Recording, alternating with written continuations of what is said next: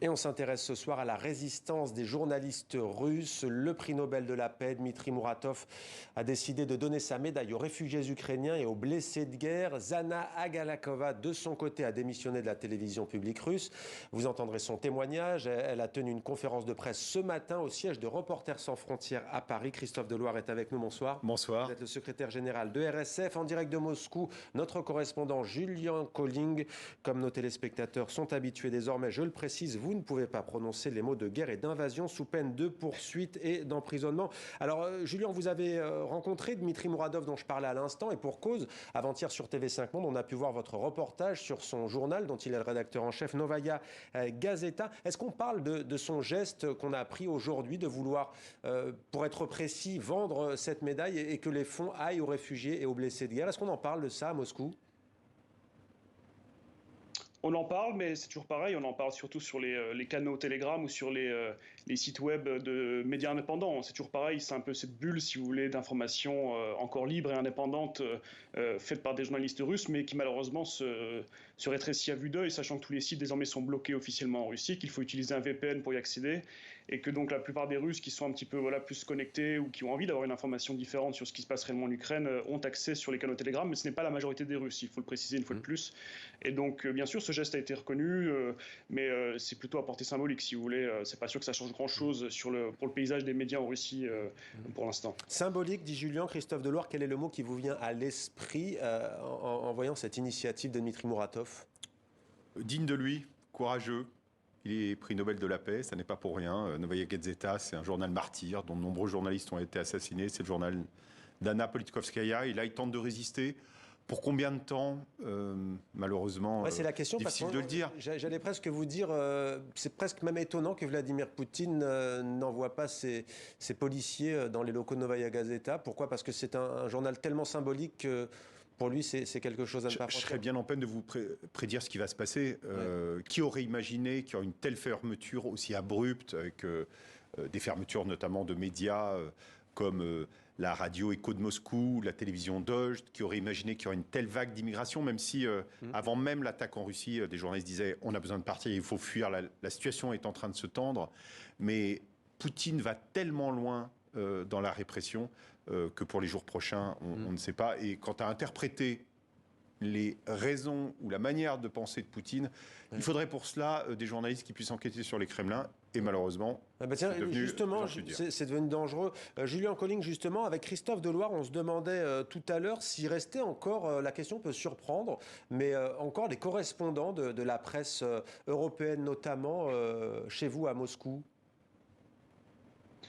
Oui, dans l'ensemble, la majorité des gens sont restés pour l'instant, continuent à travailler avec le cadre que vous avez donné au départ. On fait plus attention désormais à ce qu'on écrit, les termes employés, bien sûr, pour un peu se conformer à cette nouvelle loi, notamment qui est apparue donc, le 4 mars et qui est censée donc criminaliser, entre guillemets, le fait de raconter réellement et d'essayer de raconter ce qui se passe réellement en Ukraine, notamment Novaya Gazeta dont vous parlez. En fait, eux-mêmes se conforment également à ça désormais en imprimant par exemple des pages blanches à la place de ce qui devrait être des infos sur le déroulement des opérations en Ukraine et voilà, peut-être aussi les pertes russes. Et donc par rapport aux correspondants étrangers, nous, on se sent tout de même encore un peu plus protégés, entre guillemets, pour l'instant, par rapport aux journalistes russes qui, eux, risquent énormément de continuer. Ceux qui sont restés en Russie, ils ne sont pas très nombreux, mais risquent vraiment beaucoup ici de plus en plus. Il y a vraiment une chape de plomb qui s'abat sur les médias russes. Et pour l'instant, nous, voilà, on continue à travailler. Il n'y a pas encore eu, chez les Français en tout cas, il n'y a pas eu beaucoup de réels problèmes pour l'instant, on va dire. Il n'y a pas de descente de police chez les gens ou d'amende ou de condamnation. Mais il faut tout de même souligner que chez la presse anglo-saxonne, c'est un peu plus grave dans la mesure où, clairement, pour le ministère russe des Affaires étrangères et pour le centre de presse, c'est eux qui ont la plus grosse diffusion dans le monde, c'est eux qui comptent en réalité par leur voix et par ce qu'ils proposent et par ce qu'ils reportent depuis la Russie.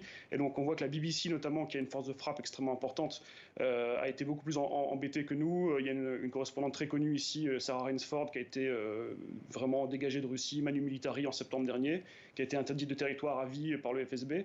Et également, on peut dire que le New York Times également subit beaucoup plus de pression, par exemple, et ils ont décidé de délocaliser et de retirer leur bureau de Russie pour l'instant. Restez avec nous, Julien. On vous retrouve tout à l'heure. On va maintenant, Christophe Deloire, s'intéresser à cette femme, journaliste russe, Zana Akalakova, à qui vous avez tenu à donner la parole. C'est le cas aussi chez nous à TV5 Monde. Elle a démissionné de Channel One, télé publique, sur laquelle une employée a brandi la fameuse pancarte dénonçant la guerre. Florent Krebseg et Guillaume Gouet ont rencontré Zana Akalakova. Regardez. Bien avant l'offensive russe en Ukraine, lorsqu'arrivait l'heure du journal sur une chaîne officielle comme Channel One Russia, il ne fallait pas attendre longtemps avant d'apercevoir ce visage. Cette chaîne de télévision depuis des années relaie la propagande du régime de Vladimir Poutine. Mais depuis les premières attaques, les images de ruines en Ukraine, des voix s'élèvent au sein de Channel One.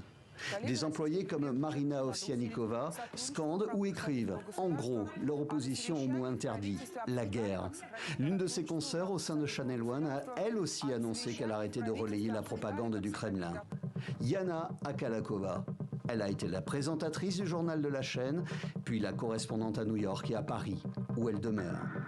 Ce visage connu de Channel One et de la Russie a démissionné. Dans les locaux de Reporters sans frontières ce mardi matin, elle s'est exprimée pour la première fois. Pas de question pour moi de continuer. C'était pas de question pour moi d'appeler ce qui se passe l'opération pacifique, mais pas journalistique. Mon dernier jour était février le 17. Le 18, j'étais déjà là, au bureau. Mais c'est vrai que j'ai beaucoup hésité. Je comprends le risque que je prends. Dans les médias, nous ne relayons aujourd'hui qu'un seul récit, qu'un seul point de vue, celui du Kremlin, et nous n'entendons qu'une seule personne, l'homme au pouvoir. De nombreux journalistes russes pensent comme moi, des rédacteurs, des producteurs, des employés des médias. Il est facile de leur dire « Pourquoi vous ne vous révoltez pas ?» Mais ces journalistes sur place, ils ont des familles, ils ont des parents qu'ils doivent soigner, des enfants qu'ils doivent élever, des appartements à payer. Ils sont otages de la situation. Merci à vous. Au revoir. Jana Akalakova poursuivra son métier de journaliste et continuera de parler librement de son pays. Elle quitte les locaux de Reporters sans frontières dans lesquels est affichée une immense carte du monde où sont exposés les régimes qui s'en prennent à la liberté d'expression et plus particulièrement aux journalistes. En noir, de Cuba jusqu'à la Chine, les censures les plus dures. La Russie n'est pas encore en noir. Et Christophe Deloire, justement, la Russie bientôt en couleur noire, celle des pires régimes pour la presse. La prochaine édition du classement sera publiée tout début mai. Au classement 2021, la Russie était déjà 150e sur 180 pays. Et c'est vrai que là, la situation s'est aggravée, la répression et la censure se sont vraiment amplifiées au cours des dernières semaines. Est-ce que vous êtes inquiet globalement pour la situation des journalistes indépendants aussi en Russie, celles et ceux qui essaient de nous informer contre vents et marées aujourd'hui ? Bien entendu, eux sont, je le disais, beaucoup partis en exil. Il est important que les démocraties les protègent, leur accordent l'asile, puisque pour l'instant, la plupart d'entre eux sont partis avec des visas de tourisme vers Dubaï, vers la Turquie, vers des pays de l'Union européenne. Il est important qu'ils aient une forme de sécurité pour l'avenir. Macron s'était dit prêt à accueillir la femme à la pancarte que l'on voit là. Est-ce que vous avez des nouvelles ? Productrice. Je l'ai eu quelques fois au téléphone. Oui. J'ai échangé pour la dernière fois hier soir avec elle. Elle a des craintes énormes, bien entendu. Elle est de la même chaîne, hein, c'est Perle Canal, et même c'est cette émission Vremia que présentait avant Jana Akalakova, celle qui aujourd'hui a basculé dans autre chose, puisqu'elle a tenu un discours de vérité, alors même que pendant des années, elle a travaillé pour ce média de propagande du Kremlin. Elle a raconté des choses extrêmement intéressantes. Comment, lorsqu'elle était correspondante aux États-Unis, on lui demandait, elle ne cherchait que les sujets négatifs. Par exemple, les enfants, les orphelins de Russes adoptés par des parents américains, frappés par ses parents américains. Elle n'allait chercher que cela. Négatif pour les Américains. Négatif pour les Américains, bien entendu. Et, elle a raconté comment, au moment du deuxième mandat de président de Poutine, à un moment, on leur a demandé de parler d'un haut fonctionnaire. Tous les jours, parler de ce haut fonctionnaire. Et ce haut fonctionnaire, plus tard, c'était Medvedev. il est devenu président. Et donc elle a montré comment la construction de la réalité pouvait se faire en évoquant même parfois par la déformation de vérités factuelles, mais qui sont tellement montées en épingle. Elle a utilisé la métaphore de l'éléphant. Quand vous êtes aveugle et vous sentez seulement la trompe, vous ne voyez pas l'éléphant, vous pensez que c'est juste un petit truc mou. Et Zana, la consoeur Zana, en l'occurrence, Agalokava, vous la sentez dans quel état d'esprit? Est-ce qu'elle a peur? On voit qu'elle ne s'attarde pas trop sur les images. Elle est extrêmement inquiète. Pour elle, c'est un basculement de sa vie. Moi, j'ai pu le mesurer au cours de ces derniers jours, parce qu'elle est venue pour la première fois au bureau de Reporters sans frontières. On a envisagé cette conférence de presse vendredi dernier. Elle a beaucoup hésité, elle a changé d'avis plusieurs fois. Finalement, elle l'a fait, mais encore dans les instants qui précédaient cette conférence de presse, elle racontait qu'elle recevait des textos, des messages de gens qui lui disaient « mais tu es folle de faire ça, ne le fais pas ». Et donc, elle sent une pression sur ses épaules. Mais en même temps, il faut lui reconnaître cela, je crois, quoi qu'elle ait fait avant, et quoi qu'elle puisse se reprocher comme journaliste, aujourd'hui, elle a eu un moment de vérité qui était un moment de liberté aussi. Julian Colling, je reviens vers vous. Vous avez quitté la capitale russe pour aller voir prendre le pouls, si l'on peut dire, de la manière dont on parlait de ce conflit, outre bien entendu Telegram notamment que vous avez cité. Qu'en est-il justement de l'affaire de la pancarte ou encore aujourd'hui de cette journaliste qui a décidé de démissionner après l'invasion russe de l'Ukraine? Je suis pas sûr que les gens dans les régions russes et tous étaient au courant en fait de ce qui s'est passé récemment. Alors ceux qui regardaient peut-être le journal télévisé, effectivement, au moment où Maria Ovsiannikova a fait cette action, ils l'ont vu bien sûr, mais ce qui est important, c'est de comprendre la réception en fait de l'information par les gens, qui elle-même est désormais assez biaisée en fait. Et il y a beaucoup de gens qui réagissent en disant c'est juste quelqu'un qui veut se faire connaître ou qui veut passer à l'Ouest entre guillemets avec un statut maintenant de martyr, alors qu'elle a travaillé pendant des années pour le système. Et donc il y a un peu un cynisme comme ça qui est relativement généralisé également. Il faut comprendre que la société russe malheureusement est très très dépolitisée, se détourne beaucoup de l'actualité en fait par réflexe de protection et de défense également, assez compréhensible. Hein. C'est un peuple qui a eu beaucoup de crises dans son histoire et qui essaie un peu de se cacher comme ça et de ne pas forcément ouvrir les yeux sur ce qui se passe. Et donc la télé d'État aussi sert à ça, un peu à leur dire que tout va bien et donc à les conforter dans leur biais déjà de Julian, voilà. il y a un terme intéressant, vous avez dit passer à l'Ouest, Christophe Deloire, le mot de la fin sera pour vous. On a presque, et Julian a sans doute raison, mais d'assister à, pas 20-30 ans en arrière, à un retour de ce bras de fer, de ce rideau de fer. Il faut à tout prix l'éviter, mais en tout cas, la situation en Russie, le niveau de répression, de censure, dépasse ce qui existait à la fin de l'ère soviétique. Donc on est revenu très loin en arrière, et aujourd'hui avec des moyens de désinformation, des moyens de manipulation qui sont inédits dans l'histoire.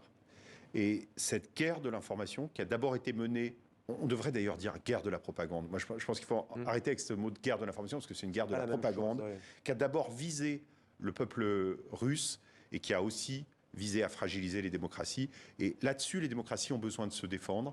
Elles ont besoin de systèmes de protection juridique et de tenir, de tirer les conséquences de cette mondialisation de l'information qui est totalement dérégulée, qui aujourd'hui, d'une certaine manière, favorise les dictatures. Reporters sans frontières auprès des journalistes russes. Aujourd'hui, plus que jamais, regardez la une du dernier numéro, en tout cas annuel. Le voici, 100 photos pour la liberté de la presse. Alors ça, c'était le tout premier avec Patrick Chauvel. Et là, nous en publions un nouveau. Mais il faisait la une du tout premier album. C'était il y a 25 ans. Il faut les avoir tous les deux. Voilà, c'était l'ancienne. Merci. Comme quoi, c'est un clin d'œil. Merci à vous, Christophe Deloire. Merci, Julian, d'avoir été avec nous en direct de Moscou.